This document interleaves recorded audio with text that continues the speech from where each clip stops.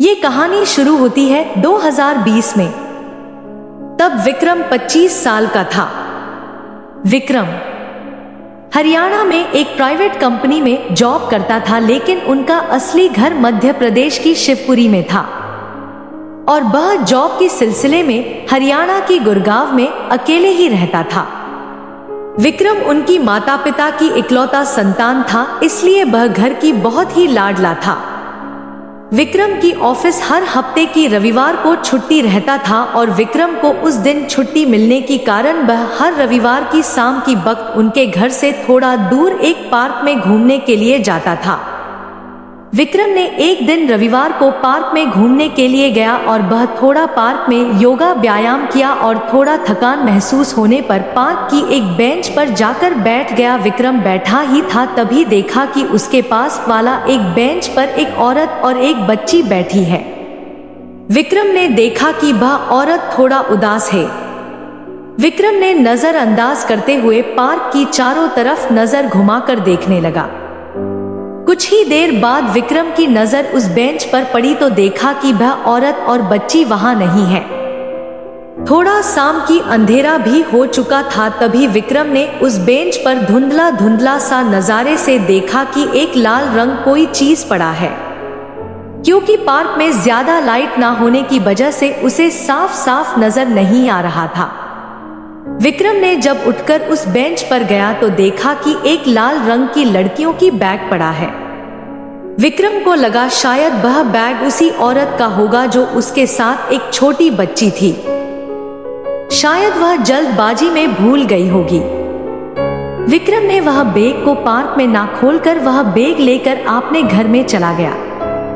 विक्रम ने उस दिन एक होटल से खाना पार्सल लेकर आया था, इसलिए विक्रम को उस रात को खाना बनाने की जरूरत नहीं पड़ा। विक्रम ने थोड़ा फ्रेश हुआ और तभी उसे वह बैग की याद आया।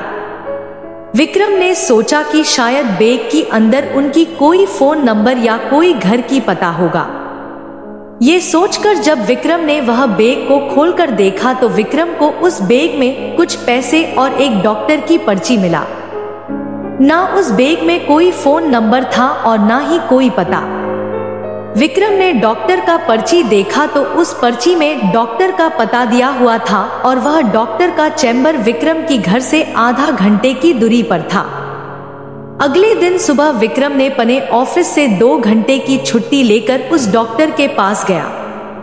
डॉक्टर से पूछने पर पता चला कि वह औरत के नाम कल्पना है और उसके एक छोटा 5 साल की बेटी है जिसका नाम अंजलि है और उनकी फ्लैट पास के एक सोसाइटी में है।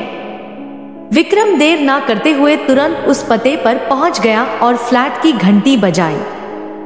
कल्पना ने दरवाजा खोला और पूछा, कौन हो आप? विक्रम ने वह बैग देते हुए कहा, जी मैडम, मैं विक्रम हूं और शायद ये बैग आपकी है जो कल शाम की वक्त पार्क में छूट गया था। मुझे बैग में डॉक्टर की पर्ची मिला था तो डॉक्टर से आपकी पता पूछकर यहाँ तक आया हूँ। कल्पना ने कहा, हाँ, ये बैग तो मेरा ही है जो मुझसे कल खो गया था और कल से मैं ये बैग को लेकर बहुत ही परेशान था। ये कहते हुए मयंक को घर के अंदर बुलाया और बैग लौटाने के लिए कल्पना ने विक्रम को धन्यवाद कहा। विक्रम ने कहा, आज नहीं, कभी दूसरे दिन आऊंगा। कल्पना ने कहा, आपने हमारी इतना मदद की, घर के अंदर आकर थोड़ा बैठ जाइए। विक्रम ने कल्पना की बात टाल नहीं पाया और वह अंदर जाकर डाइनिंग रूम में सोफे में बैठ गया। कल्पना ने कहा, आप क्या लेंगे, चाय या कॉफी?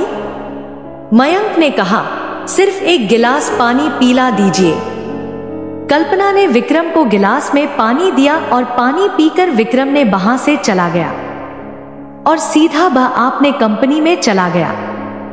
एक हफ्ता बाद विक्रम ने रविवार को वही पार्क में घूमने के लिए गया और इत्तेफाक से कल्पना उसे वही पार्क में मिल गया। कल्पना ने विक्रम को देखकर उनसे मिलने के लिए आया। विक्रम, क्या आप मुझे पहचान रहे हो? मैं कल्पना हूँ। विक्रम ने कहा, अरे हाँ मैडम जी, आप कैसी हो और आपके बेटी कैसी है? कल्पना ने कहा, हाँ मैं ठीक हूँ और मेरी बेटी भी ठीक है। दरअसल आज मैं अपने बेटी को पड़ोस के घर में रखकर डॉक्टर से मिलने के लिए आया था। विक्रम ने कहा। अच्छा, और फिर दोनों में बहुत बातें हुई। वह दोनों बहुत ही जल्दी एक दूसरे का दोस्त बन गए थे। विक्रम ने कल्पना से कहा कि अगर आप बुरा ना मानो तो एक बात पूछे। कल्पना ने कहा, पूछो। विक्रम ने कहा, आप हर रविवार को डॉक्टर के पास जाते हो, क्या बात है? कोई बीमार है क्या? कल्पना ने कहा, सब कुछ बताऊंगा, अगर आपको वक्त मिले तो घर में आ जाना, दोनों मिलकर बहुत बातें करेंगे। और अभी मुझे जाना है क्योंकि अंजलि पड़ोसी के पास अकेला है। ये कहते हुए कल्पना वहां से चली गई। विक्रम ने कुछ दिन बाद ही कल्पना के घर में गया। आपको बता दूं कि कल्पना दिखने में बहुत ही खूबसूरत थी। विक्रम ने कल्पना को पसंद करने लगा था। विक्रम ने कल्पना के घर गया।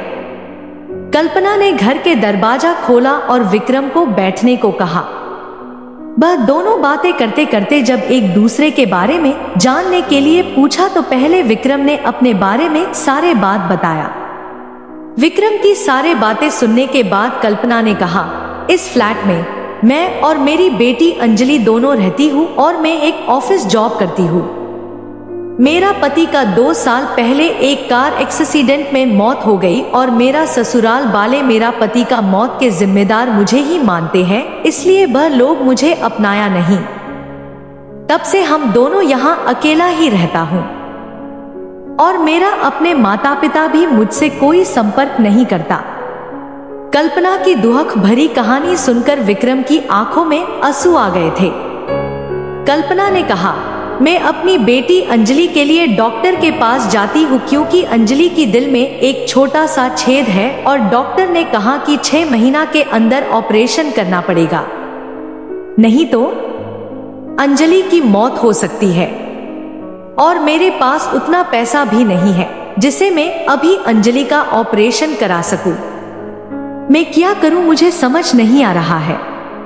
इसलिए मैं कुछ दिनों से परेशान हूं क्योंकि उसे अकेले छोड़कर ऑफिस जाने में भी मुझे डर लगता है। इसलिए कुछ दिन से मैं ऑफिस से छुट्टी लिया हूं ताकि अंजलि का ठीक से देखभाल कर सकूं। विक्रम ने कहा, अंजलि का ऑपरेशन के लिए डॉक्टर ने कितना पैसा मांगा है? कल्पना ने कहा, छोड़ो वह सब बातें, में कुछ ना कुछ बंदोबस्त कर लूंगा।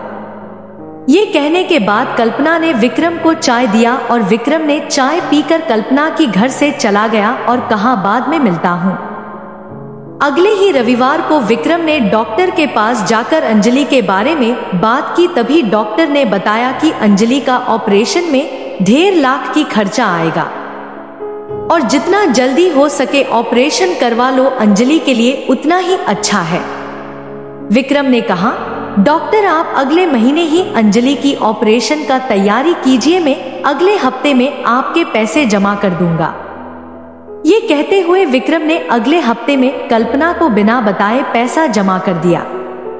कल्पना जब डॉक्टर के पास आया तो डॉक्टर ने कल्पना को विक्रम के बारे में सब कुछ बता दिया। कल्पना विक्रम को तुरंत फोन किया और अपने घर में बुलाया। विक्रम शाम को जब कल्पना के घर में गया तब कल्पना ने कहा, तुमने पैसा क्यों दिया?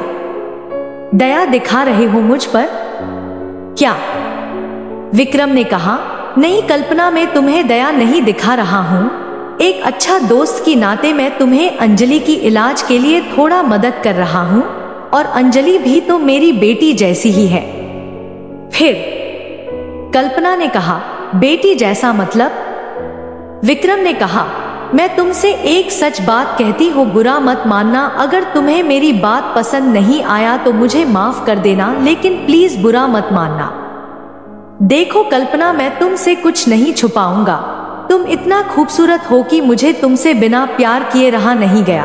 कल्पना, मैं तुम्हें बहुत प्यार करता हूँ और सच्चे मन के हमसफर की जरूरत थी, इसलिए कल्पना ने विक्रम की प्रस्ताव को स्वीकार कर लिया और इस रिश्ते से वह दोनों भी बहुत खुश थे और अंजलि भी खुश थी। वह दोनों फैसला किया कि अंजलि के ऑपरेशन के बाद ही शादी करेंगे। 1 महीना के बाद अंजलि का ऑपरेशन बहुत ही अच्छे से सफलता के साथ हो गया और उसके बाद दोनों कोर्ट में जाकर शादी कर लिया। पहले तो विक्रम के माता पिता उसके शादी को नहीं माना था, लेकिन 1 साल के बाद वह दोनों को अपना लिया। अब विक्रम और कल्पना अंजलि के साथ अपने जिंदगी में बहुत खुश है। जो इंसान सच्चा प्यार करता है वह कभी जाति, धर्म, रूप देखकर प्यार नहीं करता है। सच्चा प्यार उनकी दिल में होना चाहिए। आज की real life romantic love story in Hindi Vikram और कल्पना की कहानी आपको कैसा लगा कमेंट करके जरूर बताना और अपने दोस्तों को शेयर करना ना भूलें।